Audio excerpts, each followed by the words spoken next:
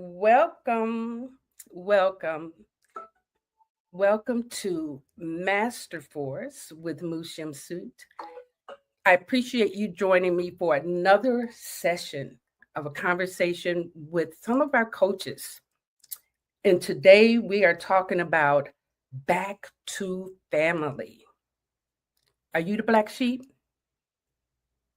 And if you don't know what I mean, stay tuned in because some of us really have had to figure out how to get back to our family. But this is Thankful Thursday, and I am thankful that I have lived long enough to know that it's going to be all right. So let's get started with the female solution.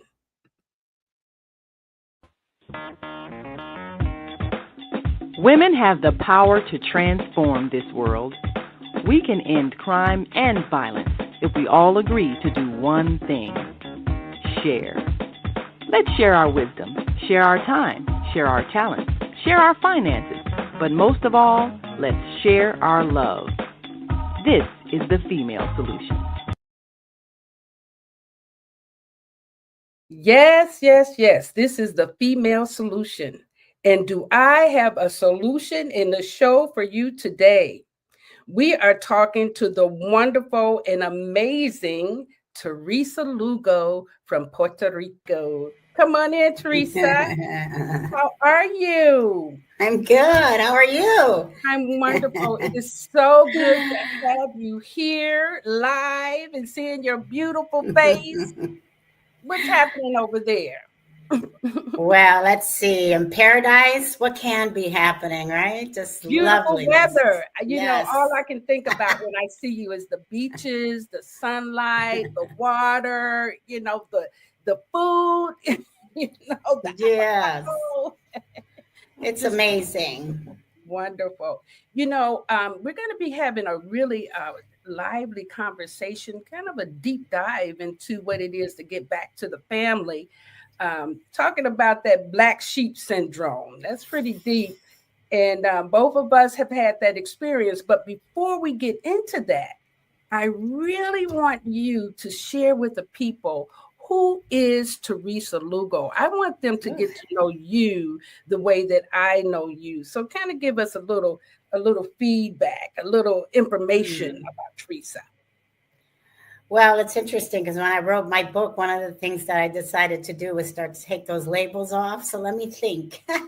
It's time to rethink, right? Yes. But well, who am I? I'm a grandma of three beautiful children. I'm a mother of two wonderful children. And I am a Master Force life coach. I got certified in 2012, right after the death of my dad. And I got recertified in 2020 through the pandemic, feeling in my spirit that it was time to gear up and get ready because I didn't know what was going to happen in the world. And I thought a lot of depression and a lot of people would need my services. So I really wanted to get certified all over again and just get ready. I also started a nonprofit here called Land and Heart Project in Puerto Rico. And what we do is we assist the farmers with education, with tools, with finances to help them, especially after hurricanes. They lose a lot of their crops and they don't have the money to. And we're going to get into that so we'll later. Get into later. Yeah. Because I want to go in depth about that. Yeah. So, but overall, now I am an author, thanks to meeting you and encouraging me at the time to go forth. And I am now an entrepreneur for the second time. I have started a hair oil business promoting hair growth for all of us, just from my own experience. So that's what I'm up to now. Wonderful. Yeah. Thank you so much. And I know you're going to share more about your life and everything as we continue. And, I want to talk a little bit about just the whole conversation that you and I have had before about that whole black sheep syndrome. I know that people have coined it as a bad thing. But when did you realize that there was something about you that was significantly different from your family? I think at a very young age, I started realizing, well, first of all, I was number 11 of 12. So if that 11 doesn't of make 12. you, yeah, if that doesn't make you feel like the black sheep in itself, because no one's hearing you. Uh, but I think it was like right at the time that I ended up getting pregnant at a very early age of 17 and having a child. I realized that there was so many people telling me what to do, how to do, and I felt this strength within my own self that had all the answers. I felt that although it was only 17, I felt that I don't need you telling me what to do. I don't need you to tell me how to raise this child. I don't need, because it was like an inner knowing clicked on for me. And from then on, I mean, I just really, my life became, it just catapulted. I became a mom at a very young age. Then I got a job as a secretary. I right away started doing makeup with a makeup artist from Chicago. I just really put myself out there and not asking permission. And that really bothered my family. You could see the uncomfortableness of it. Like, well, how do you know? How do you know that person? You're not even, a makeup artist, or, well, modeling, you're too short, it was just some comments. And I just started realizing that life is about me. Life is about my inner voice, and I have to trust it. Even though this facade that people saw me as, broken. I remember my brother saying that I effed up my life when he found out I was pregnant. I remember the moment he told me that. We were in his car, and I just looked at him like, you have no idea what I'm about to do in my life. So yeah, it's being a black sheep is really getting to understand that you are chosen to live your life outside of a box, outside of the normal way of doing things in the family, belief system. You are chosen to break those beliefs and really be okay with that. It reminds me of a conversation that you and I looked at. Do you remember? It might have been about 5 years ago. We actually went back into our destiny card book, and we went to see what age, at the age of 17, what was your card? What was your life lessons? Do you remember that conversation? Ooh, ooh, ooh, ooh, ooh, ooh. It Were we was on the? so it was so huge for me because that was your at 17. Oh, right. I was in Puerto Rico at my mom's house when we had that conversation. Yes. Ooh, that Yes. was deep. Yeah. Yes. And you were a queen of spade that year. That's deep. You were a queen of spade. You were coming into your own. And That is I deep. remember you saying, wow, how excited it was to kind of go back and connect that time to a time that you were awakening. Your Yes. child came in to awaken you. Yes. Yes.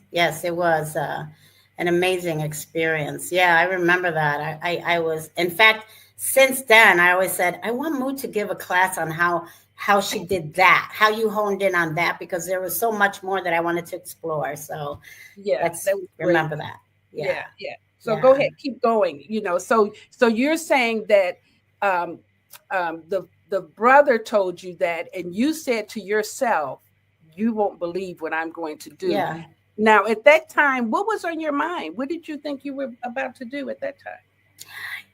I actually I had to fight my way out of my mom's house at the time because my mom had so many children that when I had my daughter, I was living in the house. So she actually decided to own my daughter also. and she was telling me what I had to do and can't do. And I really knew and then that I really needed to get out there on my own. And I believe at 18, I ended up getting my own apartment. And then at 19, I got a car.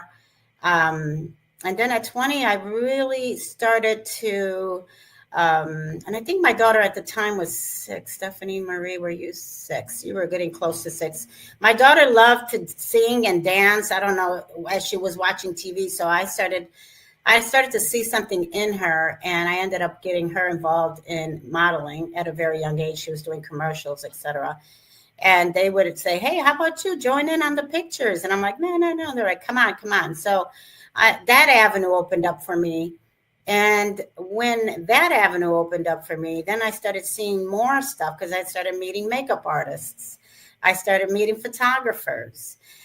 So I said, hey, my name is Teresa Lugo. I would love to assist you. You don't have to pay me. I just want to learn how to do makeup, and I'll be there at 8 a.m., etc., and any photo shoot you might have, And that's how I started meeting the social life of Chicago, by just being present to, it's not always about money. It's about experience. And at that very young age, I got that. And I just started to just run with that. And then I remember even selling eel skin purses. I used to fly them in from China. I don't even know where I got all that energy, but I do know where I got it. It was already there. So yeah, it's something that I learned. And I, right now as a woman of, whatever age I am today, I have to reach for that energy sometimes because I forget that girl. I forget that energy. I forget who I was and who I am because life takes you through so many curves, and your mind is not this that's why we're here too. I think that's why we're here, to remind each other, to help us remember. Exactly. And then, so you were doing all of that even before you decided to open your stores. So you had this passion. So tell us about that episode. What had you think that at such a young age that you could, be an entrepreneur in Oak Park of all places? I know, right? Oak Park, Illinois. Homogenized area. So well, wow. So I ended up working for corporate America in marketing and public relations at a very young age. I worked for Harris Bank. I mean, I just started to just realize that I had a rent to pay. I had a car to pay. I had babies. I mean, I had so many responsibilities at such a young age as a single mom, too. I had no help from the father. But at 29, as I was working for the relations firm, I realized that they were not going to promote me, which they told me flat out because I didn't have a degree in public relations. And I was like, well, that's interesting. I've been doing all this work and you never asked for a degree, but now I'm training college girls that are coming in, don't know nothing, but they got the degree. Something ain't right. So I started to realize that I needed again to repave my way and figure out, how do I do this next step? And I remember talking to my mom and I said, Mom, look at these shoes. And at the time I love designer, girl. I love designer for the quality, not the name, because I'm not a big name person. But I told my mom, look at these shoes. And it were a pair of Gucci shoes, gorgeous, very antique, patent leather, gorgeousness. And I said, Mom, she said, I love them. And I'm like, Mom, guess how much they are? She goes, oh, about $70. And I'm like, how about $1,200, $1,400?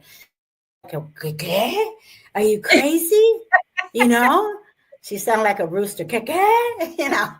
And I said, Mom, it's designer. These are real people in the world making, designing clothes, and they're fabulous. They're made with good quality and all this other story. And I said, I want to open my own store. And she says, you do? And I'm like, yeah, I think I can do it. She said, well, do it. What do you need? I told her, I don't know yet. She said, whatever you need, you tell me, I'll help you with half. And I'm like, really? Now, that was a pivotal moment because my mom and I were not really good friends growing up. She was very hard on me. So I was surprised that she said, yes, whatever you need. So together, we put our money together and boom, I opened my first store at 29, no, about 30. I think I was 30 at that time. And it was a consignment boutique where the women would bring me all their high-end designer clothes. So that was wonderful. I didn't have to shop for anything. People were just coming through the door. Didn't really work out that way because it was in a very white area and they were not nice to me. They just didn't like me there. It was weird. I never experienced racism until that moment. Really, it was weird. But thank God, about 2 years later, I was able to find another location not too far in Oak Park, and the doors just flew open. It was the best decision I made. And then I opened a second store probably about 6 years later called Estilo, which was not high-end. It was a LA fashion store. And I had to get on a plane for the first time by myself. I remember getting to the hotel and looking at that Bible in the drawer, and I pulled it out and like, okay, Lord, help me, teach me, show me how to buy clothes. I didn't know how to buy clothes. I didn't even know where to go. I just knew that in my research, LA was like the best place to find really cool, funky clothes. So that's how I ended up with my second store. And it was just amazing how those doors opened up. I had people come in and volunteer to help me build it out. And I mean, I write about it in my book about how God just started opening doors. And I realized, you know what? I'm already tearing about it because they were so wonderful. But as you go forth in life, as you take those scary steps, God always opens doors. I mean, things happen. People come. People are there. People are saying something, Even the bank wouldn't even give me money. And I remember like I had put away some money, I think like $4,000, like 10 years earlier. In some investments. And I called my investment banker, and I said, hey, you know what? I really need to pull that money out. Could you tell me how much I have? Do you know that guy told me that I had $30,000 from 4,000? Wow. And I was, could you double check again? My name is Teresa Lugo, and I'm calling about my money, Look closely. And he's like, yeah, I know who you are. I'm telling you. Wow. And so I was able to open my second store, girl. I tell you, it was all in divine order. Now, that I love that. I love that. And what I want to frame this inside of, the conversation. Are you the black sheep? So I don't think that you knew that you were the black sheep yet. Did you know yet that you were the black sheep of the family? No, because they kept saying that my brother was. So I already had him pegged. We always, we peg our family members. Yeah. Yes. So now what had you get to the point? Well, before that, here's the question. We actually talk in Masterforce, right? That you choose your parents. Right. Before you come on this earth. Before you come on this earth. And you both agreed to it. Yeah, we agreed to it. We actually want to do this soul work. We just forget, soul right? Contract. Yes. So do you actually see the lessons? Because you mentioned that you and your mother didn't have a good relationship. You had challenges with the siblings, being that you were the number 11. I can't imagine having a dozen children and two parents the whole time. And your father was the only one working, right? Your father the only. Yes. Initially, my mom worked in a factory, but my dad told her, no, you need to stay home, take care of the babies and cook. And she loved it. So, yeah. Right. Yeah. So now when you look at, you chose your parents, why did you choose those parents, Teresa? My dad, because he was a charlatan. My dad was the most amazing person I ever met. So, yeah, he was so wonderful with everyone. He spoke to the homeless guy like he spoke to the president, like he spoke to anyone and everyone. He was a giver. My dad was a philanthropist. My dad was kind. My dad helped the homeless. My dad, he would bring them to our house and feed them. My dad was amazing. And he taught me to ignore a lot of things. Did not like something that was said, he would be like, "You're full of hot pepper. You're full of hot pepper." He walked away. And I thought, dang, that's so cool. And you know what? My whole family knows that about my dad. You full of hot pepper. You full of hot pepper. I don't even know why he said it like that, because it was like so slang the way he said it, but I think it's because it's a Spanish accent. But anyways, my mom, because she was terror. My mom was badass. You understand? My mom did not believe in the end. And when somebody said no, she said, yes, we got this. How do we do it? My mom was also a giver. My mom was a faith-filled woman. She loved God, as well as my dad. My dad loved Jesus, and my mom was, very religious. I didn't like that side of her as much because she took it to another level. But my dad's way of handling it, I was able to balance it out, a little bit more, to understand that, God is in me and not out there in this building that she would go to. But anyways, I think that my mom had tenacity that was out of this world. She was amazing. My mom was amazing. And her whole family looked up to her.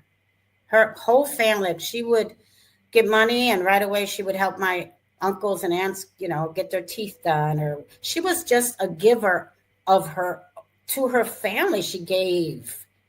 Wow. And that to me was like, I want to be that. I want to be a giver.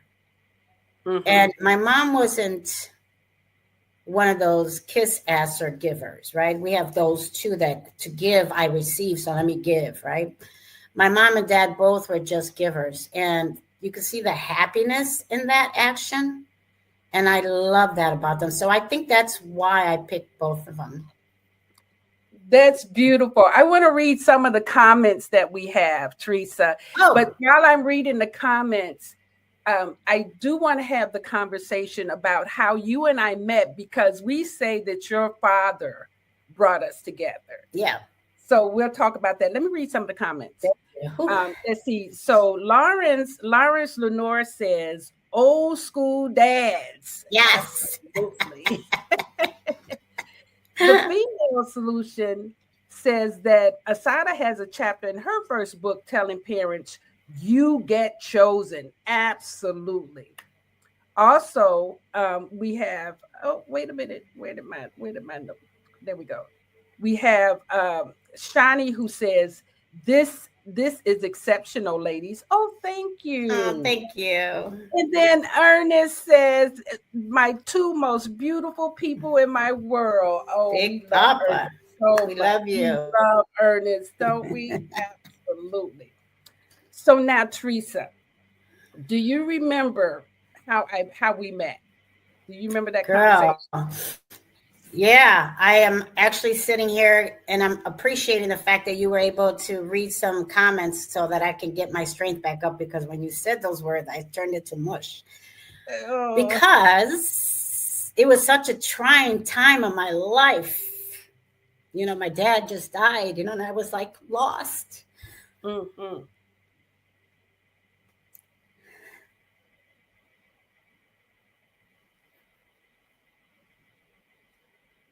It's okay.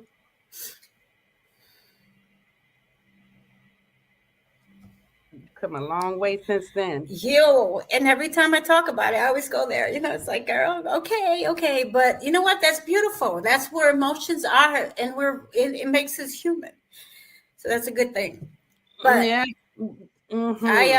I remember tissue time, my love. Yes. I remember when you spoke about something on Facebook, and I loved it. I was like, we were doing an Ignite Your Soul connection. That's right. And I think you called in. Mm-hmm.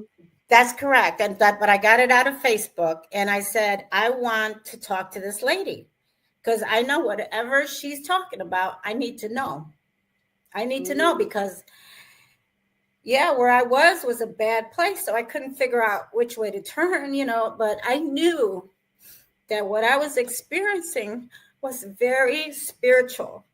So it wasn't a mind thing. I need to talk to a therapist. I need to talk to my sisters. In fact, when I did talk to my sister, because I felt so lost, she said, well, call, your therapist and talk it out. I'm sure she can help you. And I know she can help you. And I'm like, you don't understand. It's not like I need to know something. I feel something. Like I feel like my heart has been ripped out of my chest. So thankfully, you and I met. I remember I was leaving my house to meet you. And my spirit said, go back in the house and bring her something because she's a queen. And I'm like, now what the heck is he? What? Because I didn't even understand what a queen was other than what I saw on TV in London. so that was really strange, so I went back in the house, and sure enough, because I owned a store, I was able to pick a couple of things that I did have, and I said, because that stuck out for me. It was a scarf. So I bought you a scarf, and I am so grateful and thankful that I met you at that time, because I was going through an spiritual experience. And there is nobody that I could have talked to that would have explained it the way you did. I think we spent 2 or 3 hours, maybe more. When I heard what you said, I said, yes. I related to every word that came out of your mouth. And I am so grateful. So grateful. I remember that call so well. And I just said to you, come see me. I said, come see me. We need to talk. And I, even in our conversation in my living room, your father was there. You remember? Yeah. You remember me saying that? Yeah. And it was just such a wonderful story that you shared about your father, Yeah. And I love that. I actually ritualize everything because life is spiritual. Like today, I'm wearing leopard because my sister's name is Teresa, and I wanted her here, and she's on the other side, and I just wanted her to be here with us, and just to honor the sister love that we share, And part of our work is to learn how to see spirit in everything. Everything. It's life. Yes. It's life. They don't teach you that. They don't. Yeah. The Catholics teach you that when you die, you go into a holding place. And then when Jesus comes back, he rises up everybody. And at that time, some stay, some go. I don't even know anymore. I'm so grateful that I don't know anymore, because they're with you. They're with you. They're with you now more than ever. Like, I feel my mom a lot. I feel my mom a lot, girl. I see my mom when I look in the mirror. I hear my dad when I'm cracking jokes. I love to crack jokes. I know you know that. Yes. I love to live lightheartedly when I'm out there in the world. But when I'm in my house, girl, it gets heavy. It gets heavy because I'm a very, deep person inside. So I work on that balance, but I also accept that side of me because it helps me to grow more. Because I know Spirit is wanting me to open up to more knowledge. And sometimes that knowledge is, a little bit weird. And then I'm like, do you really want to go there? I'm like, yeah, I do. Yeah. And I was thinking too, and we'll go deeper into this conversation after we take a commercial break. So I want you to think about this. I remember when you had your first dark night of the soul. And I think that is when you really started looking at, my life has to be more spiritual than what it is religious, And so I want you to think about that conversation, kind of block it in your mind, because we're going to talk about that. It's really one of the premises for us moving into our own healing, is for us to actually discover that, wait a minute, this life that's happening is not what I would create for myself. And how do I get to myself?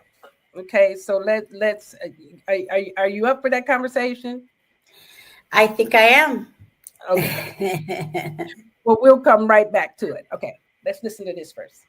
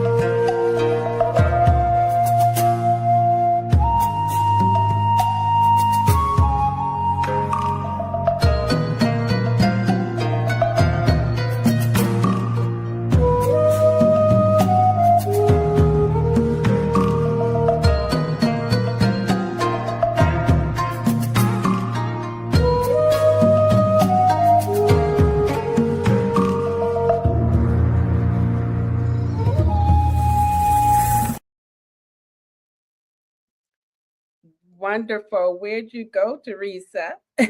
I know she had to go and get herself together. You are listening to Master Force, and we're having a wonderful conversation with Teresa Lugo. And we've been talking about what it is to get back to our family. And if you are the black sheep in the family, you may have experienced some dark times, feeling ostracized, not being supported, feeling like there's something wrong with you when actually you're here to make a difference in the family. So you're distinctly different from everyone else. You just, and no sense in you trying to make yourself fit in, because that's not what you're here to do. Okay.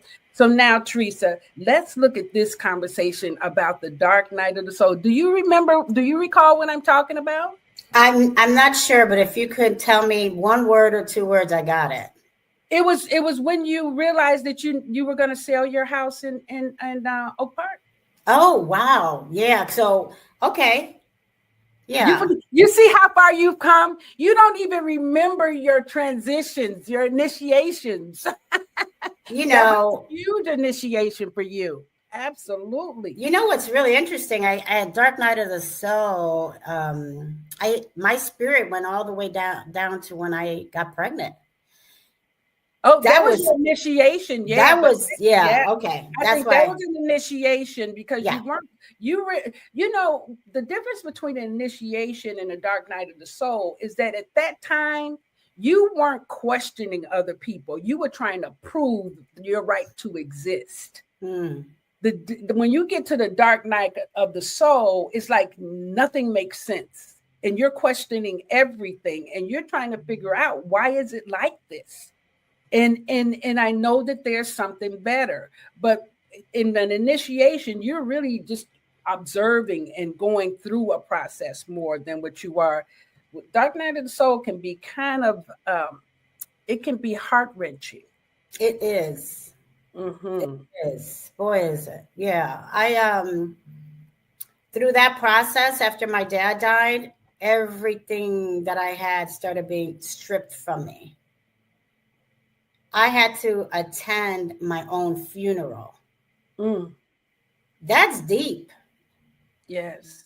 You have to attend your own funeral. What does that mean, right? People are like, what is she talking about? She's still sitting there, right?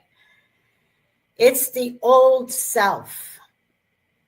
It's because I was a business owner. I was, I had my stores. I was a big socialite, philanthropist. I had so many labels that I didn't even have to think about that old person. I had to think about this new person that I didn't even know. Like, I didn't know who I was. My spirit, no, I knew me as, a business owner, had money, had things, had designer stuff, had do, boom, boom, boom, all the things and the labels. How do people see me? All of those things, right? I was stripped of all of that. So to start losing everything I had and have 11 brothers and sisters that not one of them came to my door to say, what's wrong? Let's make an intervention here. Let's find out how we can help you. You're losing your home. Come on. My family members, some of them had students that they would take in that was helping them pay their mortgage, which was wonderful for them. And it was a great experience. But not one of them ever said, hey, let's get you a student. Let's help you pay this rent. Because I was in a very stuck place. So I basically had to get through this time by the grace of God, by the strength of God, by prayer. The first year I started like watching TV every day, all the time. That TV was on all that time. And then finally I said, you know what? This ain't working for me, And then after that, it was more like getting to hear quietness, like, what does that sound like? Just to be quiet. I still do it, girl. Sometimes I have to be like, okay, girl, put some music on or something. I had to talk myself into, because I love quiet. I ain't gonna lie, I love it. But that time it was very eerie, very eerie. So that's part of dying to the old self. It's the things that you're so used to having, you don't have anymore. And all you have is yourself. And it's like, people are judging me. People are judging me. All that going on in my head. People are judging me. I don't have the money anymore. I can't go out to those fine dinners. I can't do this. I can't do that. Blah, blah, blah. But the journey that I was taking was gold. It was gold. Like, you can't put a price on that. But when you go through it, you don't see it, right? You don't see it. You're in such anguish and turmoil. I'm actually travailing in a sense. That's the deeper part of it. I was this close to suicide. Wow. This close. Yeah. But I knew that wasn't going to work because I had a daughter and I had a life and I trusted God. So I didn't go there, but I got to feel it. Yes. And that scared me. But again, I held on to God. Okay, Lord, show me. He was like my parachute. And that's right. Absolutely. And Teresa, talk about how our children become our teachers, because it is, that has been my life too. My children saved my life. I would not be who I am if it were not for me making decisions to make my children's life better. And in making my children's life better, my life, of course, improved. So talk about, the conversation, how children are our teachers and the importance of honoring that. But before you do, I want you to hear what Zelda says. She says, enjoying the show from Indiana. Thanks for sharing your story of resilience. Awesome. Thank you. Zelda. Yes.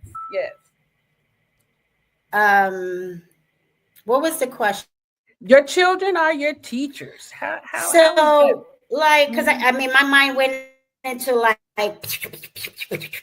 because one of the things that came up for me is my son was 16. So as I'm going through all of this, first of all, he's the one that woke me up to the stupor of 4 days of not brushing my teeth and not changing my clothes. He woke me up to it. He said, Mom, do you know you still have the same clothes on that you've had for 4 days? I said, what are you talking about? He goes, so that woke me up because, again, I was suffering. Didn't know that I wasn't physically moving. I was stuck. So when he said that, I started to think, okay. But my son also, because of what I was going through, he started to feel my pain. So what he did was he started kind of messing up in school. And so I said, hey, we need to do something. It's not okay for you. We got to get it together. Mom is not well right now, but you got to stay strong. So he tells me that he needs to see a psychiatrist. Mom, I need help. I said, oh, really? Okay. Girl, I got on that computer, found him somebody, took him straight there. And little did I know, 2-3 days later, he was like, Mom, could you come in with us? And I'm like, sure. I thought, well, that was nice. He's inviting me into this session with him. Well, no, actually, that was for me. It was like he was trying to say, Mom, you need help. And because of that, I got some really great healing work done because I was able to talk it through. I started to see the connection that I had with my dad. Girl, I didn't know that connection that I had with my dad was so intense. I never knew that. What I understood was that he's the only one that I felt hurt when I looked in his eyes and he heard that I was pregnant.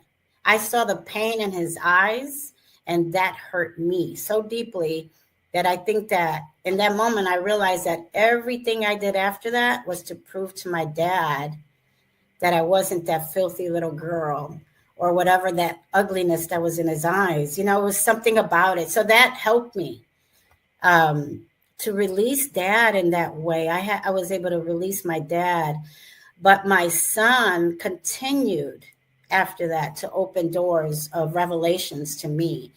Even in his school, he was being treated a certain way because of his skin color. And I ignored him. I said, I don't want to hear that. You go to school and stay, get it together, because that's the way my parents spoke to me. But one day Spirit said, I need you to show up in his school. And I'm like, what? And okay. So I go to his school and they were like, oh, hi, Miss Lugo. Yeah, you have to make an appointment. And I'm like, no, I'm here now. I like to be able to see where my son is in this moment. So they took me to the class finally. And what I saw was unacceptable. They had my son in a class that was loud. Everybody was screaming. And the teacher's like, everybody sit down. And he was in an all black class.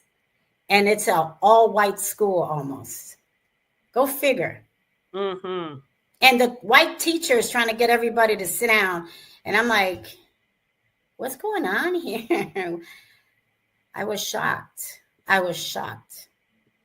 And I finally woke up to what my son was trying to tell me. I was in denial of the words that were coming out of his mouth. I wanted to just girl, the next day, I said, I'm so sorry. I had to apologize because I didn't believe him. But he was like, it's okay, Mom, it's okay. And I was like, no, it's not. It's not okay that I did not believe you. And I stood for him after that. I really got I was so oblivious to racism. We weren't raised racist. My dad, we were always around different races, white, black, Chinese, And I made sure that my children had the same experience. They went to all magnet school. But didn't you all grow up in Cabrini Green? Girl, yes, honey. Go on and say it. Yes. I love the stories about your mother. I can't believe you brought that up. Right on. Yes. They were Irish, Polish, Puerto Ricans, Mexican. We were all in one building. Yes. Mm-hmm. The project, exactly. The project and how they to keep us all together. But that was really cool. That's wonderful. But yeah. So I'm grateful. Yes, his healing. You paying attention to him made you realize what was happening in the world. And I think that after that, I'll be honest with you, I have been the type of person that has opened my ears to people, even though they hurt me or said something out of line, because listen, not everybody's here to, those people that are here to teach you a lesson or give you a nugget are not going to be favorable in your eyes. You understand? There are people that you'd be like, no, I don't believe she said that. I'm done with her.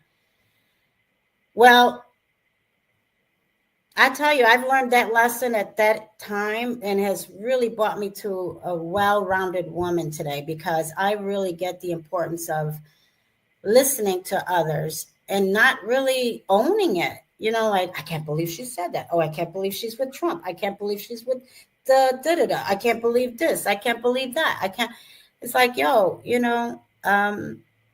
let people be who they are and allow them to teach you something. Maybe the message came through that person, and because you judged them, you missed the message. You missed the message. God will give messages to people to give you, and sometimes it's even a homeless person, and you ignored them. Yeah. So you have to be present at all times. Doesn't mean, Jesus hung out with the prostitutes and the liars and the murderers, and he didn't own it. He just let it be, let people be who they are. And I think that's a lesson for all of us, like, even in your family, how many of us ignore our family? We don't talk to our mother. We don't talk to our sister. We don't talk to our brother. But you chose them before you came on this earth. Why? Why aren't you just being okay with allowing them to be who they are?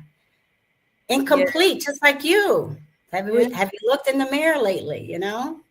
We're all incomplete, and again, with the family dynamics, they look at you like me. I'm the youngest, so it took me years to get respect, even though, and this is interesting, because they respected me more when I had my businesses. It's because we actually have created a paradigm in our society that says, if you don't have money, you are poor. And that's not true. Money does not make you rich.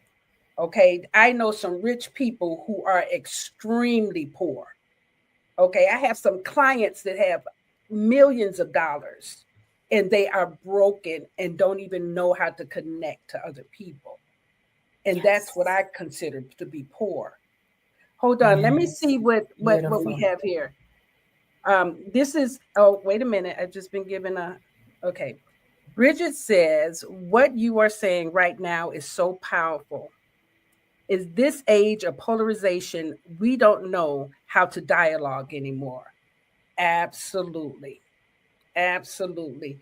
And that's why we wanted to have this conversation, Bridget. We wanted to actually talk about getting back to our families, because the communication has been so distorted based on judgments and based on how society has told us to operate, when we need to listen to our soul. Okay. So here's another comment. All praises to letting people be who they are. This should be repeated by everyone daily. Love. Yes, absolutely. Let people be who they are. And then enjoying the show. Oh, I read that one. I read that one from Zelda already. Yes, thank you. Now, Teresa, you did a lot of personal healing, and I remember in 2014 when we went to Puerto Rico, you said, Moot, will you come to Puerto Rico with me and help me write this book? And I said, Puerto Rico? I spent 4 weeks in Puerto Rico with you writing this beautiful book. And it was just such an amazing time. It was just such a beautiful opportunity, not just to be in all that. We went to a different beach every day. That's a whole nother show. But go ahead and tell us the development of this story, The Homeless Mind. Wow. So, part of going through grief is being brain broken. Not only are you heartbroken, but your brain has gone into some kind of abyss. You start getting brain fog, you lose yourself, that's part of it, right? We lose ourselves. We have lack of sleep. We have depression. Our hormones are off. Everything is off. So in that process, I really started asking God, what is it? What is it? And as I started moving forward, I remember walking my dog. And when I was walking my dog was when I heard homeless mind. And I audibly, like someone said it to me, and I'm like, what's that? And the next thing I heard was, that's the book you're going to write. And I'm like, what book? I'm not a writer. And the next thing I hear is, you're going to start it in Puerto Rico and you're going to end it in Puerto Rico. I swear, this is the life that I was living. I was hearing things. But I knew it was God, and Spirit was speaking to me, because I was very ready at that time. You understand? I was in tune with myself. I had spent years at that point with myself, with no noise around me. So Spirit started speaking to me. So it said, start journaling. And to be honest with you, I didn't start journaling. I knew that this journey was going to take me down some road, and I was so ready for it. And I was going to be able to register everything in my spirit that I needed to write. And when I approached you about it, I said, I needed you to come with me, because I wanted to tap into your energy. I was so lucky to know you, first of all, but I adored your spirit, and I wanted to be that, like I wanted to have that spirit, whatever that is. I didn't know what it was. So when you said yes, I thought that was amazing. And the most amazing thing was, it was actually your mother's birthday that we flew out. So to be with you in Puerto Rico and watching you write, because you're writing your book, you're taking advantage of your time there. But I noticed that you also were eating differently. Mm-hmm. So as you were writing, I'm walking around the house thinking, okay, what should I write? What should I write? You're like, hey, why don't you just sit down and think about eating fresh daily? You can have some of this hummus. You can have some of this lentil taco. And I'm like, lentil taco? I don't want none of that. Give me some meat. But I tell you, that really woke me up and then you taught me meditation. Let's breathe from your body. Like this morning when I woke up, it was like everything was in my head about today. Oh my gosh. And I thought, let it go, girl, because I've learned that no matter how prepared you are for an interview, it's never the things that you wrote down. It's always, it flows the way it's going to flow. So, absolutely. Mood, I'm just grateful that you taught me that. And, that's how I teach. I had somebody reach out to me about writing a book, and she became aggressive because she sent me how she wanted me to teach her. And it was really interesting. She sent me a really nasty text, like, I can't believe, that's not how this works, right? When you write from the spirit. If you can't go from the spirit when you're writing, then you are just writing. You're AI. It's inside it's inside of the left brain, where creativity lives is in the right brain, and most people don't tap into that. Yeah. That really helped me. Thank you for that. I just want to say though, because of the way you taught me how to eat, I also learned that fasting, which is like putting away foods that have personalities, that's meats and all that stuff, processed food, it gets in the way of your growth in your spiritual journey. So grateful, just really grateful for that. Thank you. Really. Wonderful. Yeah. And Teresa, I want to talk a little bit more, about what you're doing now. You're doing your hair products. Yeah. Right? Yes, you're doing your hair products. Talk a little bit about your products. This says Teresa, she has some great products. Absolutely. Oh, I love it, girl. That's another download. Listen, I love helping people. I love my nonprofit. I love coaching. And at the same time, I said, I started talking to God. I said, look, you gave it to Facebook, you gave it to Instagram, you gave it to the lady with Spanx. Give it to me. Give me something that's multi-million-dollar idea, that I can use, because first of all, I got to love what I do. So it's not just, me creating something to sell it, because I don't run after money. But I do believe that I wanted to have something that's a blessing to others, as well as be able to raise a lot of money and be able to help my farmers. So sometimes, having a nonprofit doing, out there raising money and all that, it gets tiring. Mm-hmm. It gets tiring. So I'd rather have all those millions and be the one that says, I gave 10 million to my farmers. I want to be that person. I think that that's something that I feel comfortable with. So in that process, God used my neighbor who had just moved into the area to come and say, hey, I want to get involved. I do crafts, and do you know where I could sell them? And I said, absolutely, I can show you this art walk. And then she was like, well, what do you have? What can you sell? I'm like, I don't have anything. And then all of a sudden I thought about my hair oil. I do make my own hair oil, I told her. And she goes, yeah, tell me more. I said, well, I started losing my hair, and, I started doing research, and I found these oils to come together very well. And I got all my hair back. And so she was like, well, then let's go get it together. And so I think in a matter of 2 weeks, I got it together and I started selling my oil. And it's been a blessing. I've sold over almost 300 bottles since November. So, and that's just by speaking about it online and letting people know of caring for your follicles. Forget your hair. This is just, we're lucky to have this. But your actual follicles, that's, we put so much gook in our hair and gels and hairspray, and, we color it, we do so much damage to our follicles.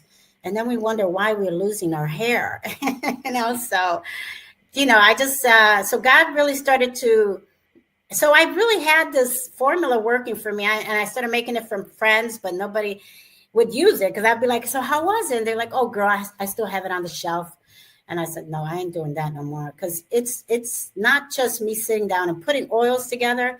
It's me, it's a process. I bring them together, and I use my fresh rosemary from my garden, and I process that in for an hour, and then I put it away, and then I give it love. And then when I bottle it, I'm like, I pray over it, and I said, Lord, use me in this moment, whoever's in need of this oil, So that's how healthy hair oil came. And then after that, I was like, the name.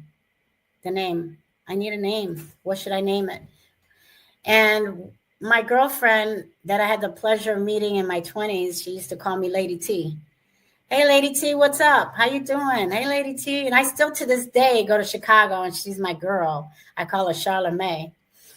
And it just stuck for me. And I think I put it out there on Facebook, because I got people involved. Let's play this video, because we're down to the last couple of minutes. No. Let's play this video so they can get a look at it. Yeah, I know it goes fast, doesn't it? Yeah, I know. Too fast.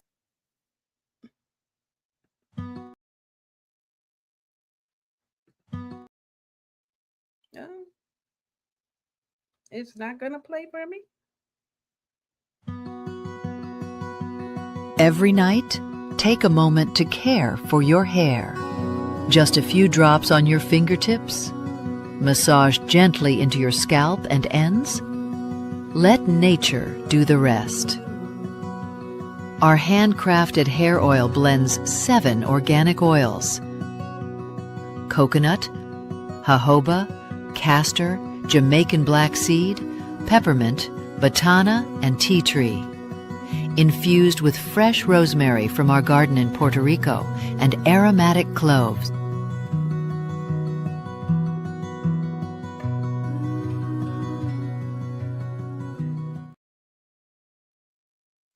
That is absolutely beautiful, Teresa.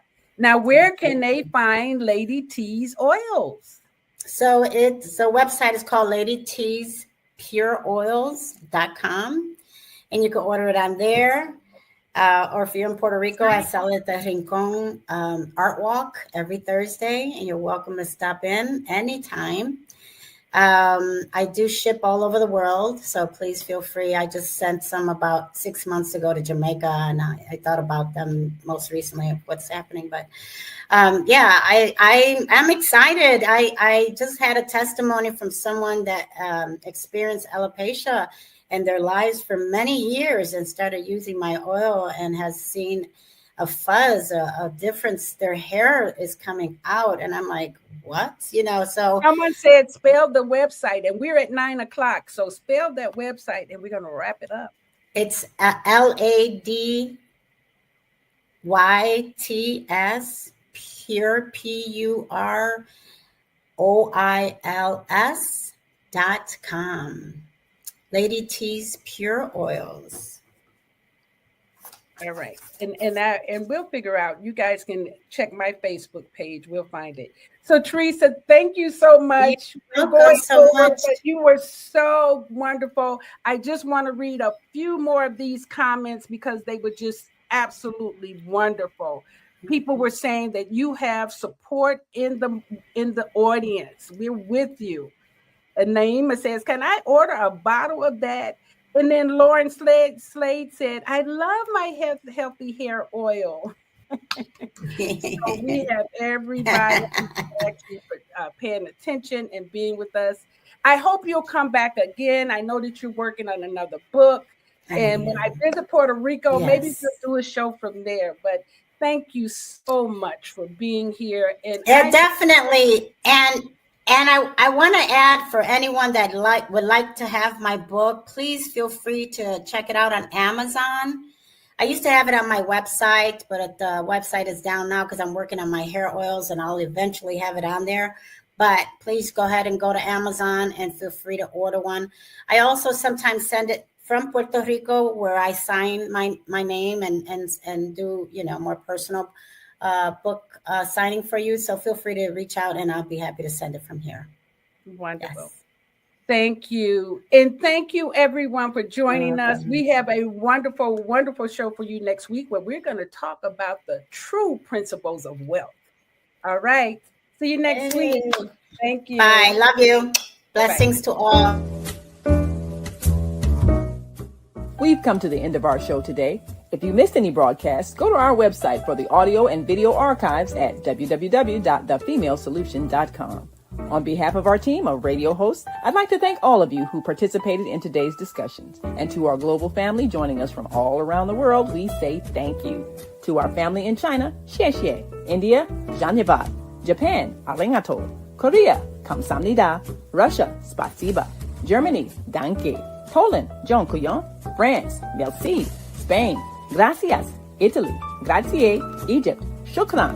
Ghana, madasi. Nigeria, eshe. South Africa, Ngiabonga. Senegal, Jareth. Kenya, Asante. Israel, Toda. Pakistan, Shukriya. Afghanistan, Tashakur. Saudi Arabia and Palestine, Shukran. Assalamu alaikum wa rahmatullahi wa barakatuhu.